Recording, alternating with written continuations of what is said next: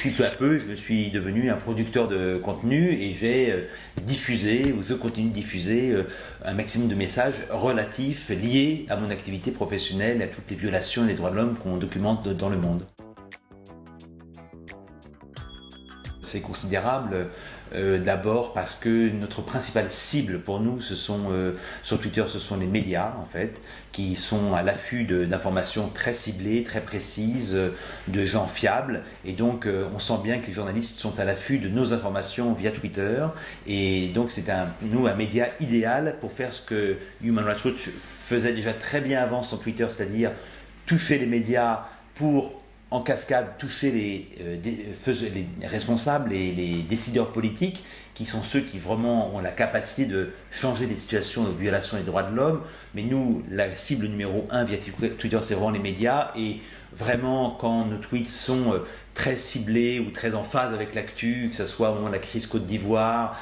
actuellement la crise syrienne bien sûr, la crise au Mali pendant quelques mois, j'ai senti que les journalistes étaient extrêmement réactifs aux tweets que je faisais et voulaient en savoir plus, et cela a provoqué des interviews, des relations, beaucoup plus de confiance, je pense, entre les médias et nous, liées à ma capacité de mettre sur Twitter très rapidement les informations dont on dispose. C'est un exercice de style qui me semble une bonne contrainte pour forcer tout le monde à dire les choses de manière synthétique avec le plus de précision possible. La maison Human Rights Watch est extrêmement stricte et cadrée en matière de message. Donc on a des éléments de langage qui sont les mêmes à Tokyo, à São Paulo, à Johannesburg, à Washington ou à Paris. Donc en fait, moi personnellement, ce n'est pas le cas de tous mes collègues, mais moi je m'astreins finalement à être totalement en phase avec la ligne de l'organisation, de sa communication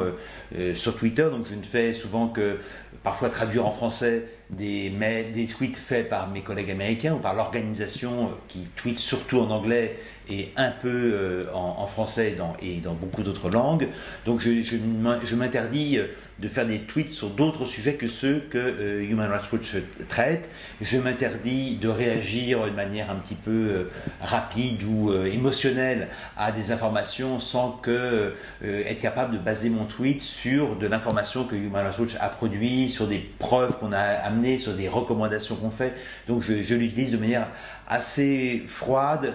d'une manière extrêmement rationnelle, je dirais, en lien avec la stratégie générale de l'organisation. Pour des gens qui ont des messages à faire passer, qui veulent les cibler sur des publics extrêmement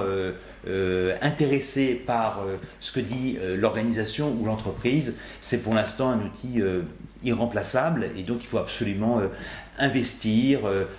apprendre à le maîtriser, à le dompter, à l'apprivoiser, et c'est un allié extraordinaire pour des gens qui, comme les journalistes, comme les activistes, comme les entrepreneurs certainement, cherchent à rapidement faire connaître leur stratégie, leur communication, leur message, et être entendus, et surtout recevoir et identifier des sources d'informations qu'ils